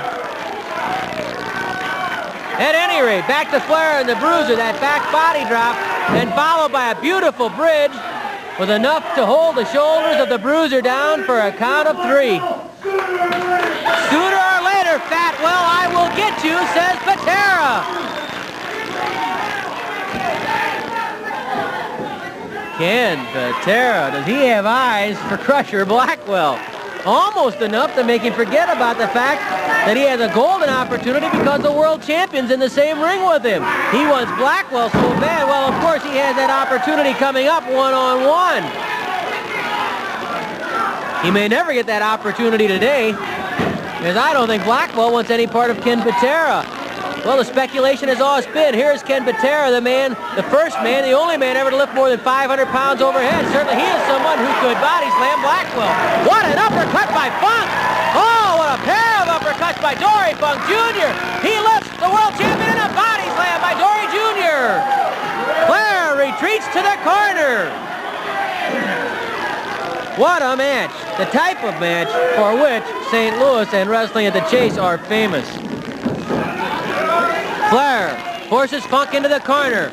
Hard caught by Ric Flair. Dory Jr. spins him around with that uppercut. That's a legal blow. It's delivered with the forearm, and it's probably more effective than a fist would be because Dory Jr. gets his full weight behind it, coming up from underneath. Oh, Flair with a knee to the stomach. He ducks underneath. He's going for the suplex. 5 minutes of the last 15 minutes left. Reverse rolling cradle. Here comes Blackwell, but his help wasn't needed. Patera sees Blackwell. Patera going around the apron. He's after Blackwell again, and the referee cuts Patera off and chases him back to his corner.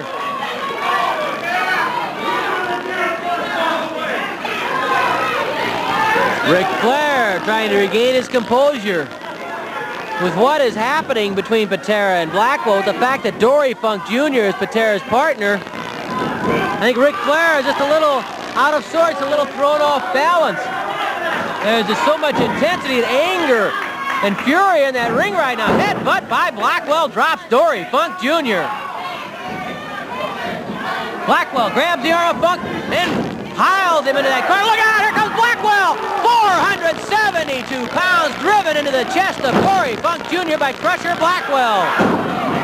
Elbow drop by Blackwell. Blackwell covers Funk. Patera's there with an elbow into the back of Blackwell. Patera's after Blackwell. And Blackwell rolls out of the ring to get away from Ken Patera. There's Patera after him again. He's going out to the crowd after him. Patera caught him on the apron. Patera pounding on Blackwell. Slams him into the apron. And the referees have to pull Patera and Blackwell. Look at Patera.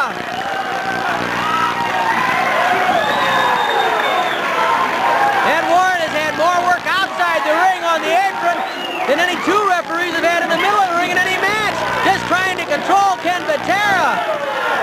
Oh, does he want a piece of Blackwell? There it is again in slow motion. Patera battering Blackwell outside the ring. And there's the referees trying to chase Patera back to the corner. Beautiful by the crew here at KPLR TV. Dory Jr.'s arms are being held by Blackwell. That allows Flair to come in from the side. A chop to the throat by Ric Flair. An elbow smash to Funk's head. A blast to the stomach. Oh, Flair misses a big elbow. Dory Jr. flying cross body block. This could be it. 1, 2. Oh, the world champion gets away at the count of 2. Dory Funk Jr. rolled onto his shoulders, but only for a count of 1. Oh, what a wild one. Fireworks enough for you, Mick? Oh, you're not kidding. This Patera, I'm telling you, he come out of dressing room fighting. He's ready, man. He wants a little bit of Crusher Blackwell. Oh, and what a pairing that is. Think about it. The world's strongest wrestler, the first man ever to lift more than 500 pounds overhead, Ken Patera, against Crusher Blackwell, 470-plus pounds. Able to move around that ring like a lightweight, to throw drop kicks. Patera and Blackwell, two of the roughest, meanest, most violent men in wrestling today, formerly friends, formerly allies, and right now they hate each other. Crowd's yelling, "Fatwell is chicken." Ken Patera has given Crusher Blackwell a new name, Fatwell, and the crowd is yelling, "Fatwell's chicken."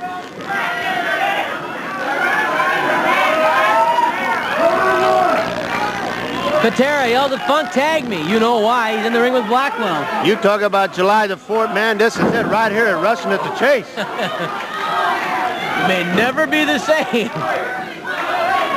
Blackwell leaning into the arm of Dory Jr.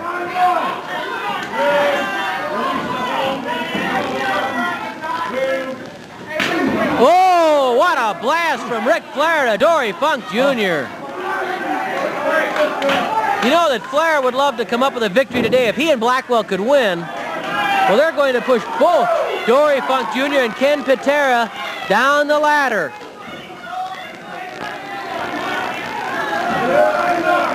So for Ric Flair, this is a very important match. Another chop levels Dory Funk Jr. Flair pulling back. He yells at Patera, says, "Come on, big boy, if you're so tough." Funk reaching out for a tag. Patera up on the ropes. It'd be an illegal tag from there, and the referees would not allow it. The surfboard hold by Ric Flair on Dory Funk Jr. Dory might be able to muscle his way out of it. He's bigger than Flair. Dory Jr. trying to come over the top. Dory Funk Jr. The man who once held the honor that Ric Flair now possesses for more than 4 years. Jr. has the surfboard on Ric Flair. Jr. reversing that surfboard on the world champion. Flair crying out. 10 minutes have passed, 10 minutes left. Dory Jr., perfect positioning. What an excellent wrestler Dory Funk Jr. is. He knows the psychology that goes on in that ring. And that's why he was happy to take Ken Patera as his partner. Patera pounding on Flair. Oh, Flair gouges the eyes of Ken Patera. Flair with a kick to the stomach of Patera, an elbow to Patera's head. Patera trying to fight back, throws a forearm into the jaw. Patera whoops Flair into the corner, up and almost over the top rope. Beautiful. Patera on top of the world champion, Ken Patera, standing on the throat of Ric Flair. Patera with a smash to the head, the crowd yelling at Fatwell's chicken. Oh, Patera misses. Patera missed, went through the ropes and hit the steel. Look at Blackwell screaming at Flair. Blackwell screaming at Flair, "Tag me." Flair grabs Patera by the hair. Patera may have been injured when he hit that steel ring post. Now Blackwell wants in that ring. Oh, Blackwell with a chop to the throat of Patera. How do you like that, tough guy? Yells Blackwell. Blackwell pounding on Ken Patera. Patera has been stunned after hitting the post. Blackwell lifts Patera. Body slam. Blackwell lines him up. Knee drop into the shoulder that hit that post. It's all over, says Blackwell. Patera muscles out. He rolled Blackwell right off the top, 472 pounds.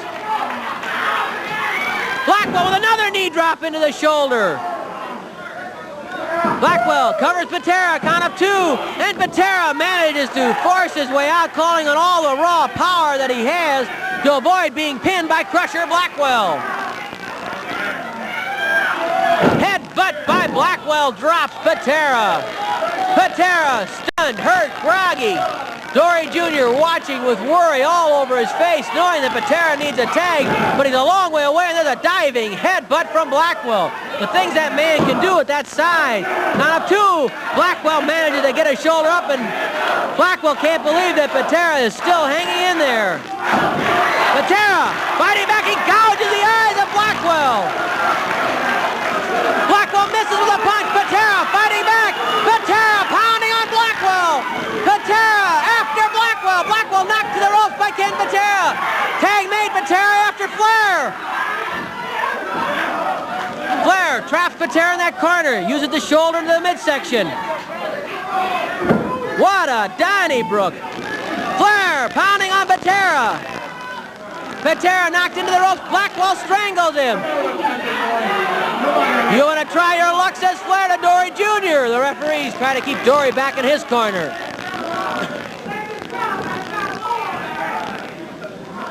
Flair ducking underneath Patera, going for the suplex. Oh, Flair has him straight up in the air. The world champion with a tremendous suplex on Ken Patera. The world champion covers Patera, and Patera bench presses Flair off. The power of that man is phenomenal. Patera needs a tag. Blackwell cuts him off and pulls him away from Dory Funk Jr.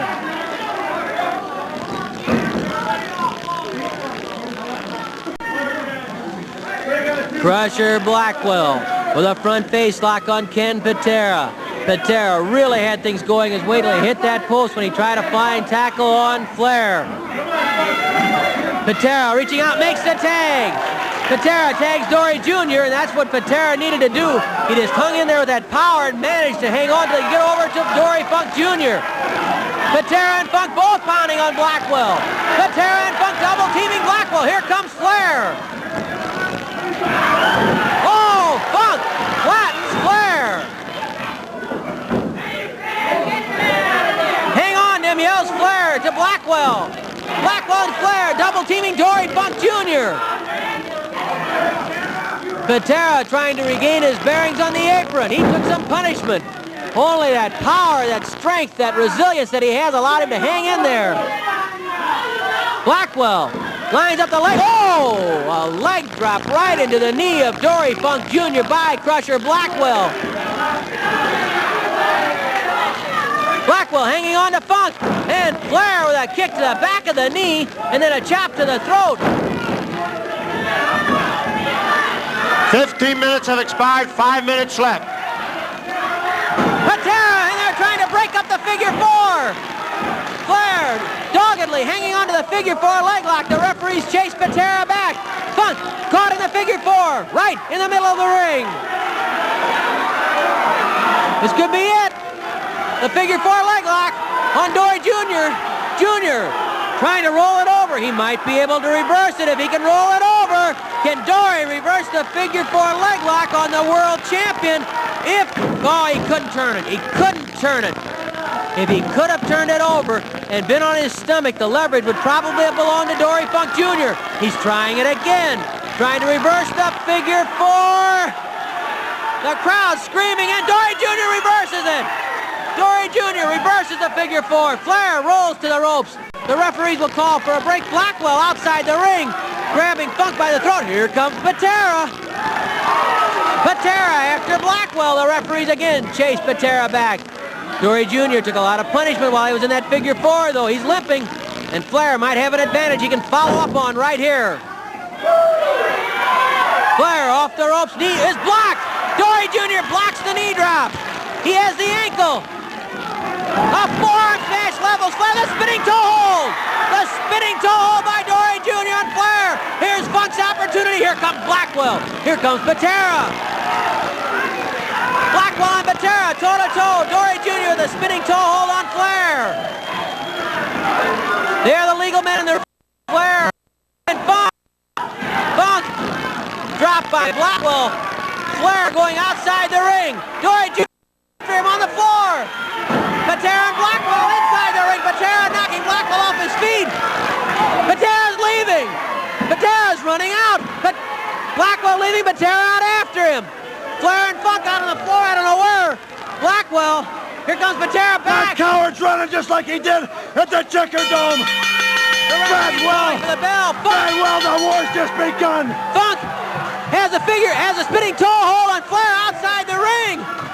Funk has a spinning toe hold on Flair outside the ring. Patera trying to find Blackwell. And I don't know what's happened. The referees may have counted everybody out of the ring. We'll try to get Terry Garvin. Both wrestlers are counted out for fighting outside the ring. Both counted out outside the ring. The count of 20. Dory Funk Jr. being pulled away by the referees. I don't know where Blackwell is. Patera's trying to find him. You can bet on that. And now Ric Flair is screaming. We're going to take another look at it. There goes Blackwell bailing out. Blackwell leaving Flair on his own. Ric Flair left on his own against Dory Funk Jr. And I guess it would have been Patera except for the fact that Patera chased Blackwell to the dressing room. There's the action outside the ring.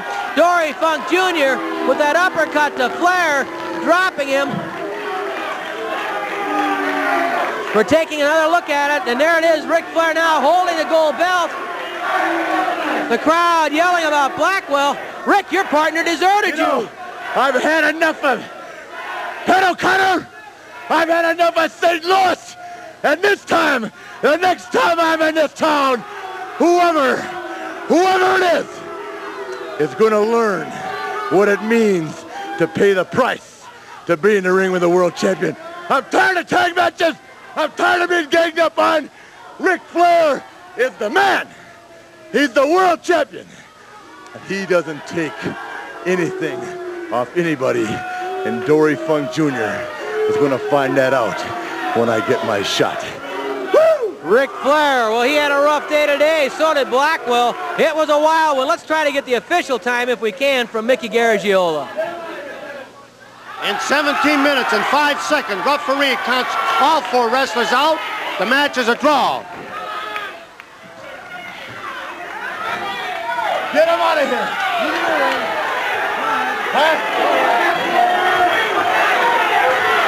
We're trying to restore some sort of order. Dory Funk Jr. came back out.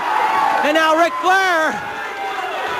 Dory Jr. inviting him to step back into the ring. We may have to get some referees back to break the two apart. Here comes Ed Warren back to try and pull the two apart. Ed Warren, he's got a tough job now trying to keep them apart. Flair dumps Funk, and there's Flair and Funk ended right in the middle of the ring. Flair and Funk battling inside the ring, an uppercut by Funk. Drops Flair. They're at it again, Flair and Funk. For all we know, Patera and Blackwell might be battling out on Lindell Boulevard.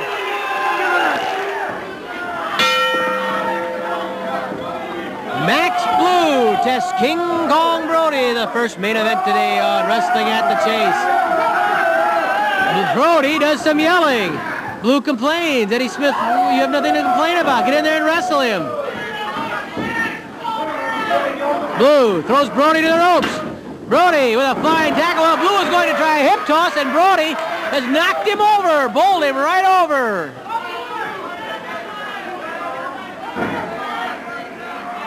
Brody. Oh, Blue gouged the eyes.